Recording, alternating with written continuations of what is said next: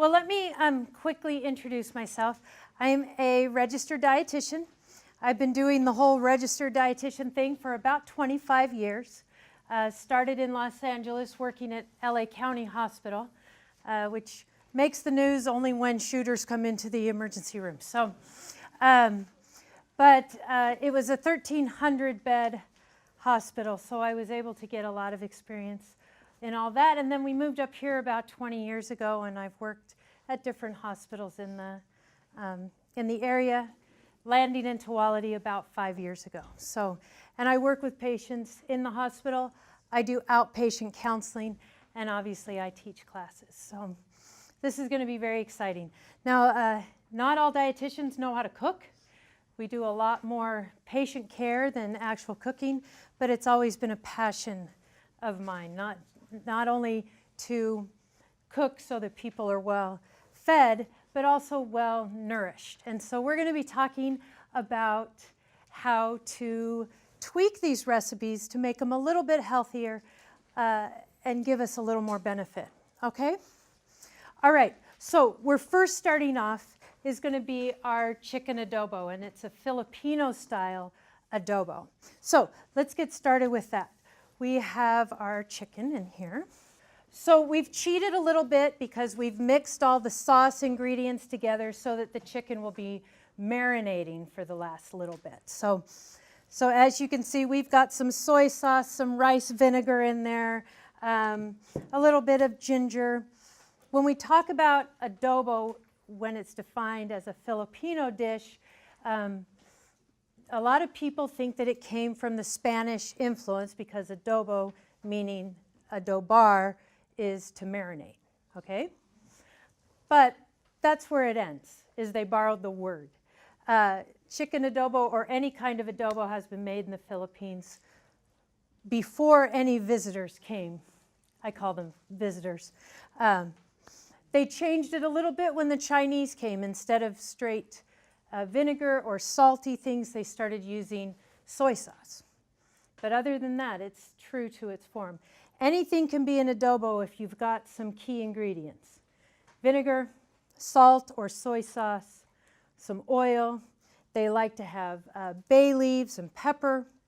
But then you can put whatever you want into that sauce. Any type of meat. We're doing chicken tonight. Pork or beef, same, acceptable. What kind of veggies do you want in there? They usually put carrots, onions, and potatoes, but you put in the veggies that you like, okay? So we're going to start this off, and we're going to get this cooking up. It's going to take the longest to cook, so I wanted to start it first. The key to getting dinner on the table quickly is to know your timing. So you got to figure out what needs to be cooked first, what's going to take the longest, and then cook around it. If you're not a multitasker, that's a difficult thing to do. All right, and I'm just going to pour this in there. Oh, can you smell that? I can smell that. It already smells delicious. All right, and I have that on high heat because we're going to need to bring it to a boil and it's going to need to cook the whole time we're in here, all right? Now, we've already chopped up our veggies.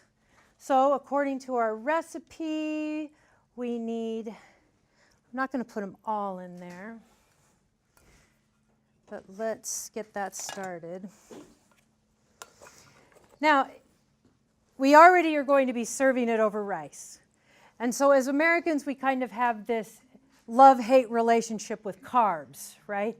So if you either don't want to serve it over rice and have just the potatoes, or skip the potatoes and put more veggies into it, then you're going to be cutting back on the carbs. So completely up to you. All right, so we'll do that. And then we'll throw, I think I'll just throw, how about that many? Does that look good? I have been accused of being a sloppy chef because I don't always follow the measurements exactly. Let's turn this down. Our rice is cooking over here. We figured we should get that started. And we've got our minced onions. If boiled onions isn't what you particularly like, you can saute the onions first and then put the rest of it in. But for time, we're just going to put them in there and let it cook up. I also have down here that they put lime in it, and there's a Filipino lime that's grown pretty much only in the Philippines. But we do have a Manila Market. Have you guys seen that on TV Highway? It's about at 170th and TV Highway in Beaverton. That would be the best place to go and see if you could find their specific ingredients and those limes. So that's for that. Okay, so we are going to move down. Hold on. We don't need to have explosions going on over here. All right. So while that's cooking, I'm going to start on the broccoli apple salad, okay? Oh, no, I forgot one thing. Garlic. Now, we don't have a garlic press, so that's when you get depressed. Oh, sorry. Okay. All right, so what I'm going to show you is how to press garlic when you don't have a press. The first part about having whole garlic is it drives me crazy peeling off all the paper thin layers, right? So what I do is I cut it off on both sides.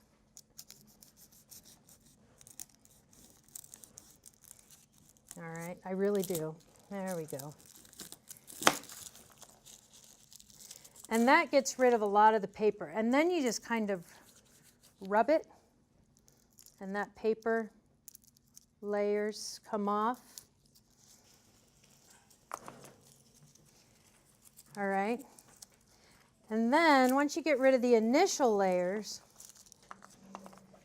then you take your knife,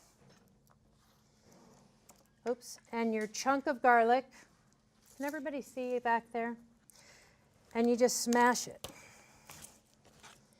And once you smash it, it all comes apart. And then we can add it right in.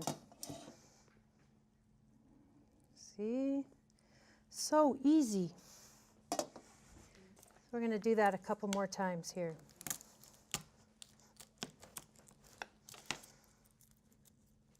And it just peels right off once you smash it up.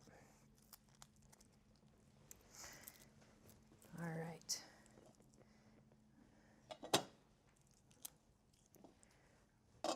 All right. So we have broccoli and apples. Combination everyone loves to put together, right? Well, we tried this at home, and I always test it on the family because if it gets family approved, I figure it will get public approved, right? They're probably pickier than anyone else. And it's amazing how that sweet and, that cruciferous flavor come together. And it's actually pretty good. Now, the recipe calls for just the floury tops to get chopped up and put in our salad. We're going to take these out so we can put it back in our bowl. And I like to have them chopped fairly fine so you can get all the flavor in every bite. Instead of getting one bite of broccoli and one bite of apple, let's get a mixture.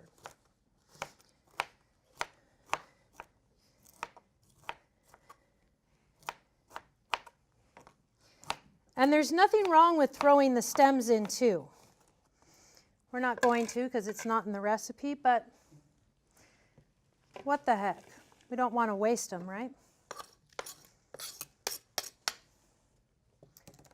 All right.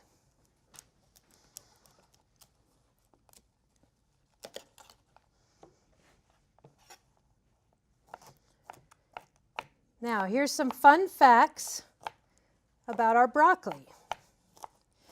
That bright green color is a cancer fighter.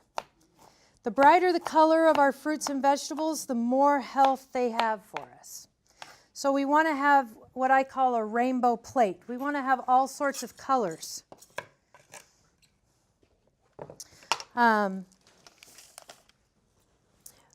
it's only 30 calories a serving. So you could eat broccoli all day long, and you might offend people after a while, but you're not going to gain a whole lot of weight from them.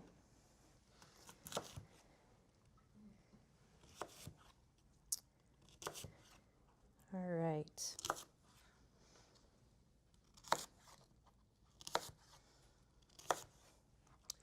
Our apples are also cancer fighters, and they boost our immune system.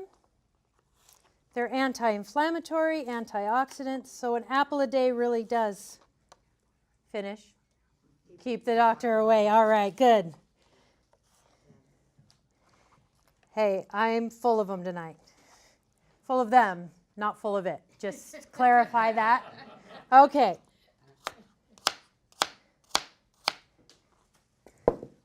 Ooh, that would have been bad, wouldn't it?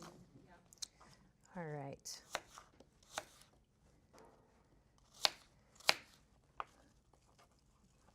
Now, the dressing is where we really can get creative. The dressing on here is basically lemon and olive oil and pepper. You could add a little salt if you want. So it's very basic. But if you want to get a little zestier, like what I put in is instead of olive oil, I put a little sesame oil in there when I did this at home. I put some sesame seeds in there. So I just felt like it made a nice blend between the fruit and the vegetables and the seeds and all the different flavors. If you want to have a creamier dressing, add a little yogurt. And you can add, the Greek yogurt is going to be higher in protein, lower in carbs or sugar. And it's going to be a little bit more sour, so you get that tart flavor in your dressing. So, you know, I'd like to say that I follow recipes straight from the book, but about 95% of the time I don't. I make it the way I like it or the way our family likes it. All right. Okay, now let's work on the dressing. All right, secret to the lemons is massaging them. They love it. They become so relaxed. All right. And then I just roll them until I get down to the center. And as you can see, the rind is getting squishier and squishier. If you want a little more tart, then you could actually zest the rind or put a little bit of the rind into the salad. So it just depends on your taste. I heard that. All right.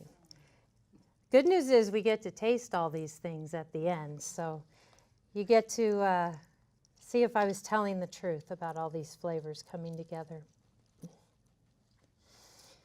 All right.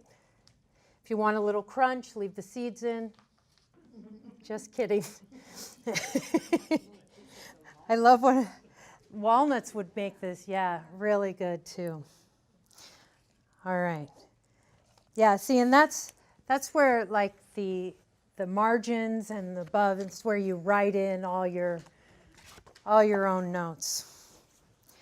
Okay. All right, so our dressing, like I said, we've got this. We need to, you know what I'm going to do? I am going to, if we have a little strainer. Do we have, oh, perfect. Let's see if I can, I'm going to have to aim really well here. But I just want to get the seeds out. How'd I do? I didn't do too well, did I? That's all right. I should have held it over the bowl, huh? Okay. So we've got our lemon, we've got our pepper. A little bit of that. And you notice we don't have a lot of dressing. This is just to lightly coat the food. And then a little bit of olive oil. Nope, that's not going to work. All right. All right, where's our little spoons?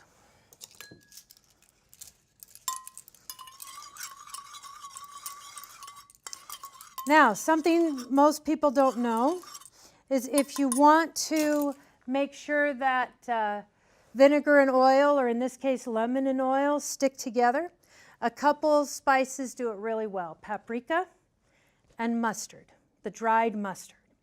It acts as an emulsifier, which means you get your oil and water to stick together. So if we had added a little bit of that, it would help it to stick together. Just going to drizzle. All right. And fluff it up. There we go. There's my tongs. That's what I wanted. These are all new. All right. So we mix it all up. Another secret to this salad is the longer you let it sit, the more the flavors kind of marinate into the fruit and vegetables.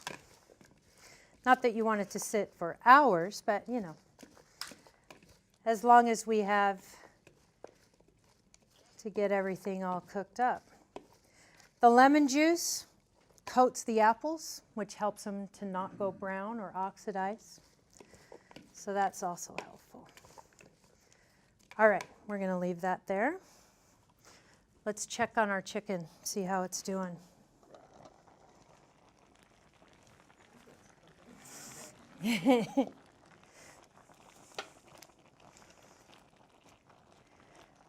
I almost had to report a crime this afternoon when I went to Albertsons because they had their fried chicken wafting through the entire store. And I thought, now that's just not fair.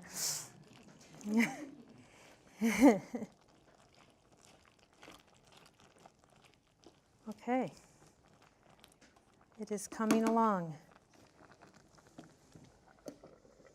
Now the recipe for the adobo, once it's cooked, is we're going to add a little bit of cornstarch to the mixture so that we can make almost like a gravy. So it's a little bit thicker and it sticks to the food that way instead of just running off our plate.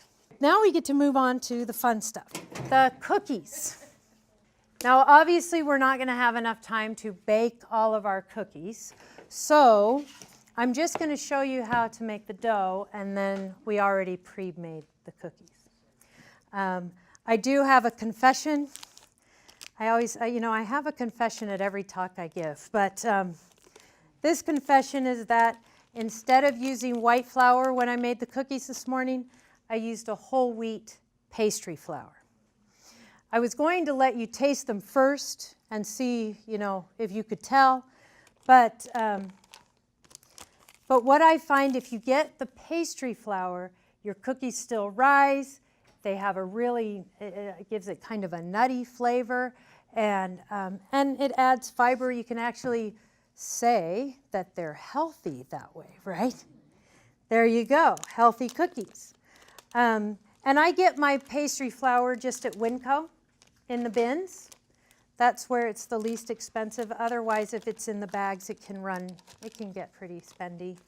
And I think, don't quote me, but I think it's Bob's Red Mill pastry flour, but it's in the bins, and so it's less than if it's in the pre-made bags. So, all right.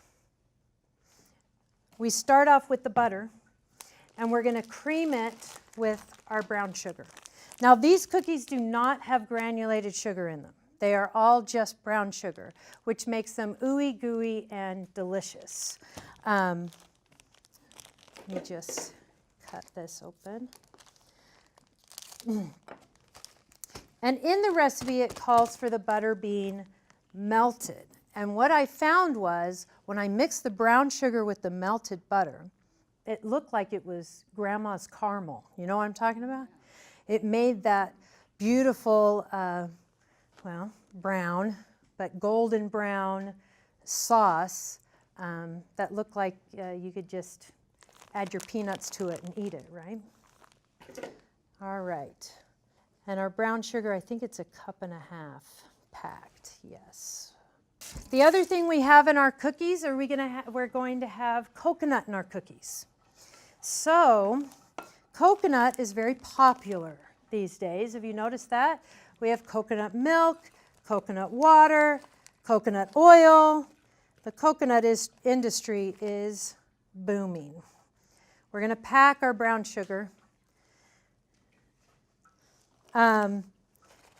But is it fact or myth, all the things they say about coconut? Now for coconut, the coconut meat, the actual coconut flakes that we're going to be using, they have a lot of good health qualities. They help lower cholesterol and give us protection against heart damage. On the other hand, we have the coconut oil. Coconut oil is a saturated fat. Any fat that is solid at room temperature is a saturated fat. And coconut oil is actually more saturated than butter or Crisco or all the other ones that have been deemed bad. So while there are a lot of advertisers out there trying to get you to eat the coconut oil, remember 1 tablespoon of coconut oil is most people's fat allotment for the day. So it is very saturated, and then it turns it around. Instead of having all the heart benefits, it can end up damaging our heart, driving our cholesterol up, and causing damage to our blood vessels. So we want to watch that. We're going to turn this down. Oh my gosh, that smells so good. And then, of course, we have chocolate. Chocolate is just great all the way around, isn't it? All right. So here's what we need to watch with chocolate, is that while cocoa in its raw form is really healthy for us, all right, we have to watch what they add to the cocoa. I'm just creaming the butter and the brown sugar. If you just go with cocoa butter, you're looking at a very healthy food item. But what do they add to it? Sugar. Sometimes they'll add palm oil or palm kernel oil right up there in the saturated fats. Cocoa butter actually is not very saturated. Even though it has butter at the end, it's a pretty healthy oil. It's got the same unsaturated fats as olive oil does. Same chemical makeup. So chocolate, heart healthy. Also, it has these little I'm going to call them neurotransmitters. That's not the right word. But it goes to our brain and releases these happy chemicals in our brain. We all know that, right? We eat chocolate, all of a sudden we're like, yeah, life is okay. All right. I can handle it now. The darker the chocolate, the more healthy it is, because you're not getting all those different additives, right, that we've talked about. So, not only do you need your apple every day, but a couple squares of chocolate won't hurt either. So we're going to add our chocolate chips in here as soon as we're done with the batter. All right. Now it is kind of important how the way we add our ingredients. We want to cream the butter and the sugar first in all cookie recipes because those chemical combinations mean better cookies. One of my favorite classes in school was food chemistry because we'd get in the kitchen and experiment, and that was really fun. It didn't matter if our recipes succeeded or failed, we just had to know why. And I had plenty that failed. But I had plenty of successes as well. And then we'd experiment with different food items and different ways of doing things to see which was the best process and the best ingredients. All right, so there is a science to making cookies. All right, we have our brown sugar and our buttercream together. Then we add our eggs.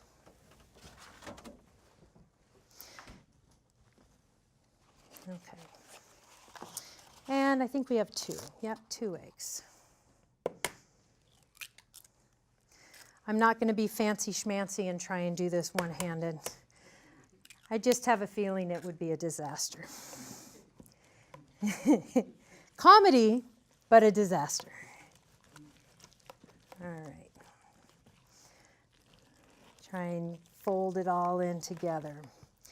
And then our next thing on here. All right, as soon as I'm finished with the eggs, I'll kind of show you what our mixture looks like.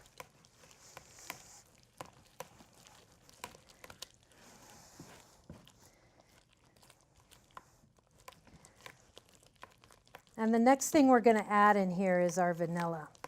It's important that you add the vanilla at this stage so that it can really get through the whole mixture. If you wait until you put the flour in, you're going to have pockets where it's going to sink in and not get through your whole mix. All right. So now we have the eggs and the butter and the brown sugar all mixed in. And this is when we put in our vanilla and our soda. I'm going to tell you I am a vanilla snob, and I only use the pure vanilla. Cut it from what the recipe calls for? No. You don't? No, because I really love vanilla. No. So, okay, this isn't wanting to open. If I were at home, I would bite it, but I'm not going to do that tonight. All right. All right, so I'm going to guess that's about 2 tablespoons. Do you think I'm right? Oh, tablespoons? Sorry, teaspoons. I don't love vanilla that much. Honestly, about, I don't know, every couple years I get to take a trip to Mexico and I load up on Mexican vanilla. It's my favorite. So, yes. Yeah, for a liter, it costs about $8. So, and I just looked over at Costco. It seemed like for an 8-ounce bottle, it was like $16. So, it's really tasty vanilla and very inexpensive. Worth the trip. I mean, you know, I have to go to Mexico to get my vanilla. It's part of my work. So I can write off the trip, right? Okay. There aren't any tax accountants in here, are there? As I make more of my true confessions. All right. So we have, now, as we're trying to cut back on sodium, you need to know that we need to have the baking soda, which is sodium bicarbonate, and we need to have a little bit of salt. I'm going to cut it in half, however, because we don't need as much usually as what the recipe says. The recipe says unsalted butter, but I prefer the salted, and then use less salt. That's just me. All right. Okay, so they're saying a teaspoon of baking soda. Let's get a teaspoon.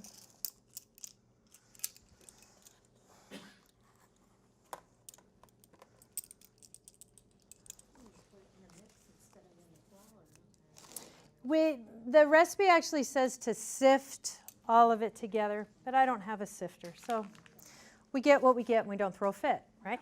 Okay.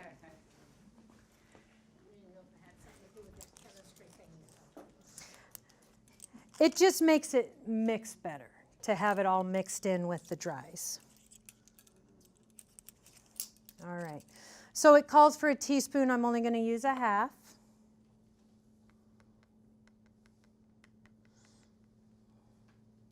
And there is a lot of talk about salt, right?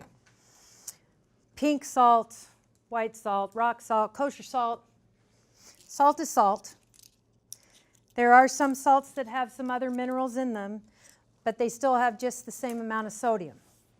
So if you're trying to watch your sodium and you say, oh, well, I use sea salt instead of regular salt, still salt. So we need to watch that, okay? And we just don't need it. The body needs about 500 milligrams of sodium. Any guesses as to the average American diet, how many milligrams of sodium we get? It's anywhere from 3,000 to 4,000. And we can get that 500 milligrams in our food. It naturally comes in our food. So all the rest is added. So we can watch that. We don't need it. Okay.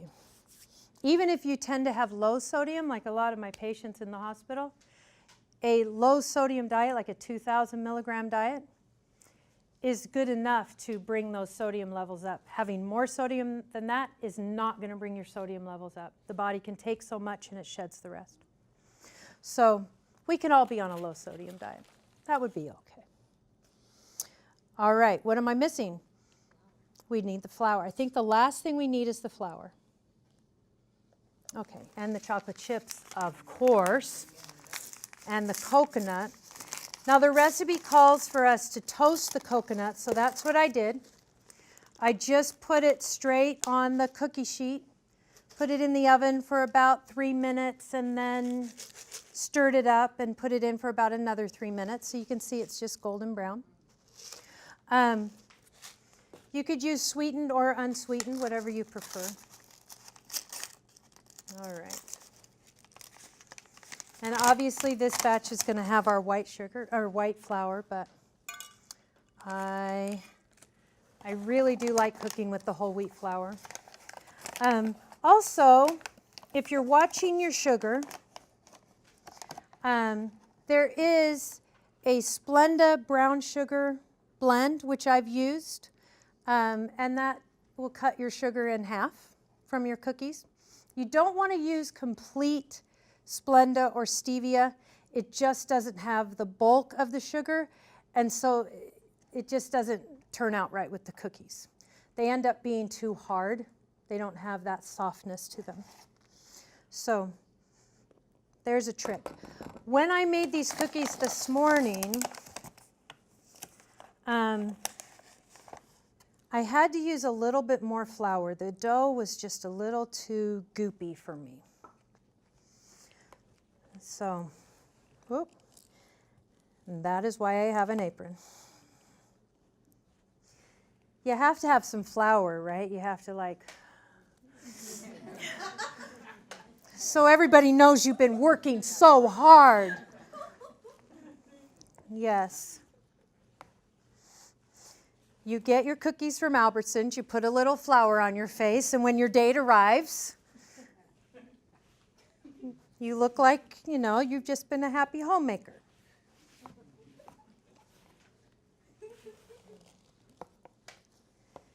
I am not above cheating.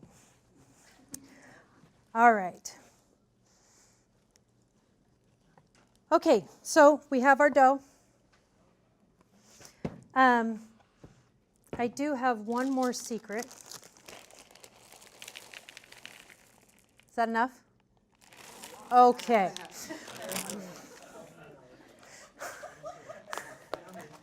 Hey, it's good for our heart. Not the same way that beans are good for your heart, but it is. And let's throw some coconut in there too. Oh, the coconut smells so good when it's toasted. Okay. All right, back to my one more little secret. I have at home, you know, like a little ice cream scoop, but it's the little mini one. And when I make cookies, I always use that scoop because that way all the cookies are going to turn out about the same size. So you don't have some getting overdone and some getting underdone. So it's a good investment if you're a cookie maker to get those little scoops. All right, now, here's our dough. Oh my gosh, it looks so good. So you've got your coconut, your chocolate chips. It's that nice golden brown. In the recipe, it tells you to refrigerate it for about 20, 30 minutes. And that's so it just will hold up. You don't have to, but they said it makes the cookies a little more uniform and evenly cooked if you do that.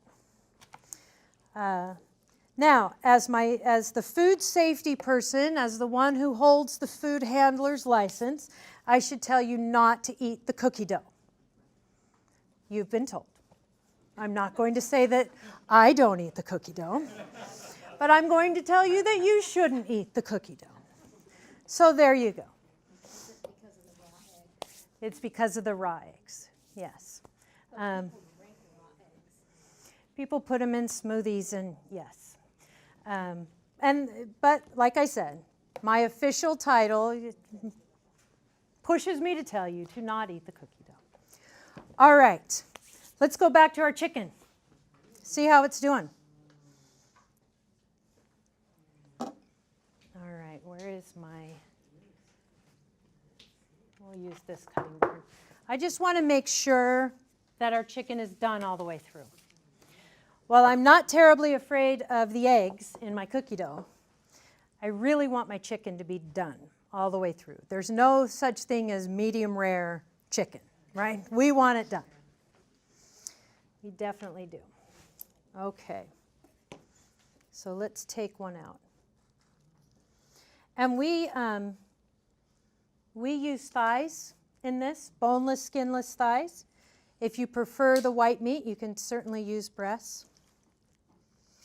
If you use pork, I think that I would probably put it in the crock pot and have it just slow cooking all day in the sauce, and then add the veggies when you got home from work and cook those up really fast. Just because I like the pork to be just that fall apart tender. So we'll do this. I need 2 knives here. Okay, it looks like our chicken is falling apart. There's no pinkness, right? It just all kind of fell off, so I would say that it's done. So what we're going to do is, and our rice is definitely done. Now, this is part of a series, so there will be more Let's Get Cooking. So be looking for that on the library websites or flyers in the library as we get closer to that. I won't be teaching that. We'll have another guest teacher there, so it might be, fun to have variety and see what other people say. And the next one, I believe, is going to be geared toward family cooking.